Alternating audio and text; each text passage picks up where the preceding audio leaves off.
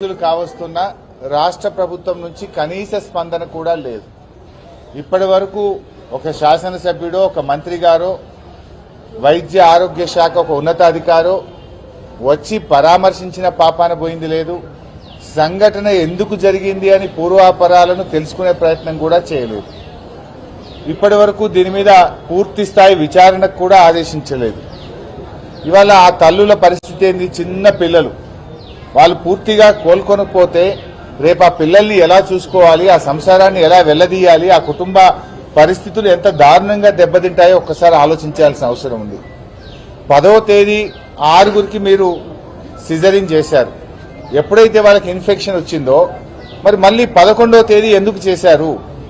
ఒకవేళ 10వ తేదీ సిజరింగ్ చేసిన వాళ్ళు రాత్రి నుంచే మోషన్స్, వామిటింగ్స్, చలి జ్వరంతో బాధపడుతున్నప్పుడు అదే థియేటర్లో మళ్ళీ 11వ తేదీ మరో 4గురికి కూడా సిజరింగ్ చేయడం వల్ల ఆ 4గురు కూడా ఎఫెక్ట్ అయినారు.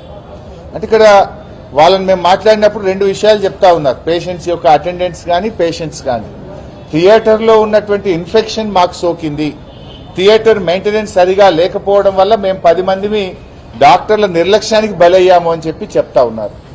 ఇంకొక పేషెంట్ అటెండెంట్ ఏమంటున్నారంటే కాలం చెల్లిన మందులు వాడారు, ఎక్స్పైర్డ్ మెడిసిన్ మాకు ఇవ్వడం వల్ల మాకు ఈ పరిస్థితి ఏర్పడ్డది అని చెప్పి ఇంకొక పేషెంట్ యొక్క అటెండెన్స్ చెప్తా ఉన్నారు. మరి ఇంత తీవ్రమైనటువంటి ఘటన విషయంలో ప్రభుత్వం ఎందుకు గోప్యంగా ఉంచే ప్రయత్నం చేస్తుంది? ప్రభుత్వం దీని మీద ఎందుకు విచారణకు ఆదేశించలేదు? దీనిపైన పూర్తి స్థాయి విచారణ జరపాలని, నిర్లక్ష్యానికి బాధ్యులైనటువంటి వారి మీద వెంటనే కఠిన చర్యలు తీసుకోవాలని చెప్పి కూడా మేము ప్రభుత్వాన్ని ఈ సందర్భంగా డిమాండ్ చేస్తా ఉన్నాం. ఇవాళ ఒక పేషెంట్ అయితే ప్రైవేట్ ఆసుపత్రికి వెళ్తే నిజామాబాద్లో 2 రోజుల్లో 3 లక్షల రూపాయలు ఖర్చయినాయి.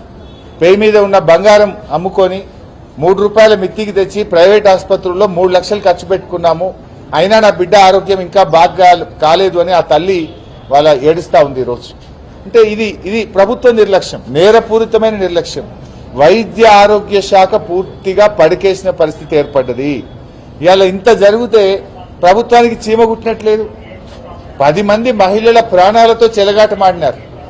అంటే మీ ప్రభుత్వంలో ఇందిరమ్మ పాలనలో మహిళల ప్రాణాలకు రక్షణ లేకుండా పోయింది.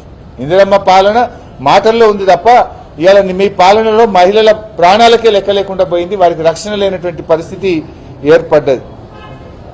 అంటే ఇలా ఈ ప్రభుత్వం ముఖ్యంగా ఈ మధ్య మనం అక్కడ కూడా చూసాం, ఇక్కడ భద్రాద్రి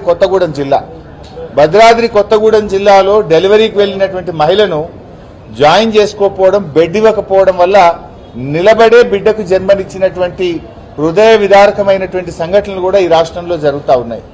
భద్రాద్రి కొత్తగూడెం ఆసుపత్రిలో వైద్యం అందక నిలబడి డెలివరీ, ఇక్కడేమో 10 మందికి మీరు సి సెక్షన్ చేస్తే వాళ్ళు మొత్తం కూడా ఇవాళ తీవ్రమైన ప్రాణాపాయ పరిస్థితుల్లో ఉండడం, ఇవాళ డయాలసిస్ మీద వెళ్ళినటువంటి పరిస్థితి. ఇవాళ ఇంకా చివరికి వాళ్ళు చెప్తా ఉన్నారు, పిల్లలకు పాలిస్తే ఆ పిల్లలకు కూడా ఇన్ఫెక్షన్ సోకి నీలోఫర్ ఆసుపత్రిలో ఆ పసిపిల్లలు చికిత్స తీసుకునేటువంటి పరిస్థితి. అంటే తల్లులకు సోకినటువంటి ఇన్ఫెక్షన్ పాల రూపంలో పసిపిల్లలకు కూడా చేరి ఆ పిల్లలు కూడా ఈరోజు జాండీస్తో రకరకాల ఇబ్బందులతో నీలోఫర్ ఆసుపత్రిలో ఆ పిల్లలు చికిత్స పొందుతున్నటువంటి పరిస్థితి ఏర్పడ్డది. అంటే ముఖ్యంగా ఈ ప్రభుత్వ ఆసుపత్రులను గాలికి వదిలేసింది. ఆనాడు కేసీఆర్ గారు ప్రభుత్వం ఉన్నప్పుడు బిడ్డ కడుపులో పడగానే న్యూట్రిషన్ కిట్ ఇచ్చాం, బిడ్డ పుట్టగానే కేసీఆర్ కిట్ ఇచ్చాం. ఆ బాలింతలకు, గర్భిణీ స్త్రీలకు ఆరోగ్య లక్ష్మి పథకం కింద పాలు, బ్రెడ్, పౌష్టిక ఆహారాన్ని అందించాం. అదేవిధంగా మహిళల ఆరోగ్యం కోసం ఆరోగ్య మహిళ అనే కార్యక్రమాన్ని ఆ రోజుల్లో మేము ప్రారంభించాం. తల్లి బిడ్డలను తీసుకురావడానికి, ఇంటి దగ్గర దించడానికి అమ్మఒడి వాహనాలను బీఆర్ఎస్ ప్రభుత్వం తీసుకొచ్చింది. ఆనాటి కాంగ్రెస్ ప్రభుత్వంలో ప్రభుత్వ ఆసుపత్రుల్లో డెలివరీలు 30-35% ఉంటే దాన్ని 72% బీఆర్ఎస్ ప్రభుత్వ హయాంలో తీసుకువెళ్లాం. ఈ రోజు మళ్లీ ప్రభుత్వ ఆసుపత్రుల్లో డెలివరీలు తగ్గాయి. బీఆర్ఎస్ హయాంలో 72% ప్రభుత్వ ఆసుపత్రుల్లో డెలివరీలు జరిగితే ఈ రోజు మళ్లీ అది 50% పడిపోయింది. సి సెక్షన్ రేట్ విపరీతంగా పెరిగిపోయింది. ప్రభుత్వం మానిటర్ చేయడంలో పూర్తిగా వైఫల్యం చెందింది. రేవంత్ రెడ్డి గారు నేను ఏం బంద్ చేసినా అంటాడు, న్యూట్రిషన్ కిట్ బంద్ చేసినావు, కేసీఆర్ కిట్ బంద్ చేసినావు, ప్రభుత్వ ఆసుపత్రుల్లో మందులు సకాలంలో లేకపోవడం వల్ల ఇవాళ ప్రభుత్వ ఆసుపత్రుల్లో నమ్మకం సన్నగిల్లి ఇవాళ డెలివరీల సంఖ్య ప్రభుత్వ ఆసుపత్రుల్లో గణనీయంగా తగ్గిపోయింది. ఆనాడు బీఆర్ఎస్ ప్రభుత్వ హయాంలో మేము తీసుకున్న చర్యల వల్ల మదర్ మోర్టాలిటీ రేటు 92% నుంచి 43కు తగ్గించాము. 92 నుంచి 43కి తగ్గించి దేశంలోనే 3వ ఉత్తమ రాష్ట్రంగా తెలంగాణను మదర్ మోర్టాలిటీ రేట్లో తెలంగాణ రాష్ట్రం ఆ రోజు తీర్చిదిద్దడం జరిగింది. కానీ మీ హయాంలో ప్రభుత్వ ఆసుపత్రులకు ఇలా సుస్థి పట్టినటువంటి పరిస్థితి ఏర్పడ్డది. ఇది ప్రభుత్వం యొక్క నిర్లక్ష్యమే కాదు, బాధ్యత రహిత్యం అని కూడా నేను చెప్పదలుచుకున్నా. ఇవాళ ఎందుకు బాధ్యత రహిత్యం అంటున్నా అంటే ఈ సంఘటన జరిగి 10 రోజులైనా వైద్య ఆరోగ్య శాఖ మంత్రి గారు రాలేదు, జిల్లా మంత్రులు రారు, శాసనసభ్యులు రారు, వైద్య ఆరోగ్య శాఖ ఉన్నతాధికారి రారు, ఎవరు కూడా పట్టించుకోరు. ఎందుకు ఇంత గోప్యంగా ఉంచే ప్రయత్నం చేస్తున్నారు? ఈ సంఘటన మీద మీరు ఏమైనా ఎంక్వైరీకి ఆర్డర్ చేసినరా? చేస్తే ఎంక్వైరీ రిపోర్ట్ బయట పెట్టండి. ఇలా 10 మంది ప్రాణాలతో చెలగాటమాడినటువంటి ఆ సిబ్బంది ఎవరు, అక్కడ సూపరింటెండెంట్ ఎవరు, డాక్టర్స్ ఎవరు, ఆ తప్పు చేసిన వాళ్ళ మీద ఏమైనా యాక్షన్ తీసుకున్నారా? తీసుకోకపోతే ఎందుకు తీసుకోలేదు? మీరేమన్నా పూర్తి స్థాయి విచారణ జరిపారా? జరపకపోతే ఎందుకు జరపలేదో ఇలా ప్రజలకు సమాధానం చెప్పాలని చెప్పి మేము డిమాండ్ చేస్తా ఉన్నాం. ఇప్పటికైనా మేము కోరేది ఒక్కటే, దయచేసి వాళ్ళ తల్లులకు పూర్తి స్థాయి వైద్యాన్ని అందించండి. భవిష్యత్తులో కూడా ఇప్పటికి కూడా ఏం చెప్తున్నారు, ఇంకా కాళ్ళు వాపులు వస్తా ఉన్నాయి, డయాలసిస్ జరుగుతూ ఉంది. మరి లైఫ్ లాంగ్ డయాలసిస్ తీసుకోవాల్సి వస్తుందా? లైఫ్ లాంగ్ డయాలసిస్ తీసుకోవాల్సి వస్తే మా పుట్టిన పిల్లలేంది, మా సంసారం ఏంది అని ఆ తల్లులు బాధపడుతున్నటువంటి పరిస్థితి ఉన్నది.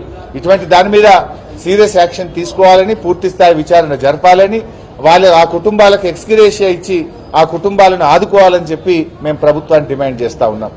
అదేవిధంగా గతంలో కూడా నేను ఇక్కడికి వచ్చినప్పుడు ఖమ్మంలో ఒక మైనర్ బాలిక రేప్ జరిగితే ఆ రోజు కూడా బీఆర్ఎస్ స్పందించేదాకా ప్రభుత్వం రాలేదు. మేము రాగానే హడావిడిగా సీతక్కలు, తుమ్మల గారు, ఇంకోరు మా వెంటనే వాళ్ళు వచ్చింది తప్ప అప్పటిదాకా ఎవరు రాలే. ఆ అమ్మాయి కూడా ఇంకా కూడా ఆసుపత్రిలోనే ఉంది. ఆ అమ్మాయిని కూడా పరామర్శించాం, ఆ పసిపాపను కూడా మాట్లాడినాం. ఆ అమ్మాయి పాపం కాళ్ళు నిలబడే పరిస్థితి లేదు. ఆ అమ్మాయి తన కాళ్ళ మీద తాను నిలబడడం ఇంకా కష్టమే అని చెప్పి డాక్టర్లు చెప్తా ఉన్నారు. ఆ అమ్మాయి నడుము నుంచి కింది భాగం ఏది కూడా పనిచేయడం లేదు. యూరిన్ కానీ, మోషన్స్ కానీ, కాళ్ళు నడవడం కానీ ఇవన్నీ చాలా కష్టం అని చెప్పి పాపం డాక్టర్లు చెప్తా ఉన్నారు. నేను అందుకే ప్రభుత్వాన్ని కూడా కోరుతున్నాం, ఆ అమ్మాయికి కనీసం ఒక 20-25 లక్షలు, ఎందుకంటే లైఫ్ లాంగ్ అమ్మాయి, చిన్న 8వ తరగతి చదువుతున్న అమ్మాయి, లైఫ్ లాంగ్ మైనర్ బాలిక. ఆ అమ్మాయి ఎలా బతకాలి? లైఫ్ లాంగ్ ఆ అమ్మాయి మరి వీల్ చైర్ మీదనే జీవితాన్ని నడపాల్సినటువంటి పరిస్థితి ఏర్పడుతుంది. అందువల్ల కనీసం ఒక 25 లక్షల రూపాయలు ఆ అమ్మాయికి ఎక్స్గ్రేషియా ఇచ్చి ఆ అమ్మాయి తన జీవితంలో నిలబడే విధంగా ఆ అమ్మాయిని, ఆ కుటుంబాన్ని ఆదుకోవాలని చెప్పి కూడా ప్రభుత్వాన్ని డిమాండ్ చేస్తున్నాం.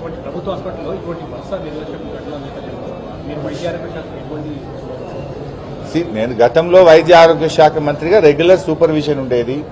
ఆసుపత్రుల పట్ల, పేదల పట్ల ఎంతో బాధ్యతతో నాడు కేసీఆర్ ప్రభుత్వం పనిచేసింది. ఇవాళ సూపర్విజన్ లోపించింది, మందులు కూడా పూర్తి స్థాయి నిల్వ ఉండడం లేదు, జవాబుదారీతనం లోపించింది. ఇవాళ రివ్యూస్ అనేటువంటివి లేకుండా పోయినాయి. అందువల్లనే ఈ పరిస్థితి ఆగమ్య గోచరంగా తయారైంది. ఏది ఏమైనా ఒక సంఘటన జరిగినప్పుడు ప్రభుత్వం స్పందించాలి, విచారణకు ఆదేశించాలి, బాధ్యుల మీద కఠినమైన చర్యలు తీసుకుంటే ఇవి పునరావృతం కాకుండా ఉండడానికి అవకాశం ఉంది.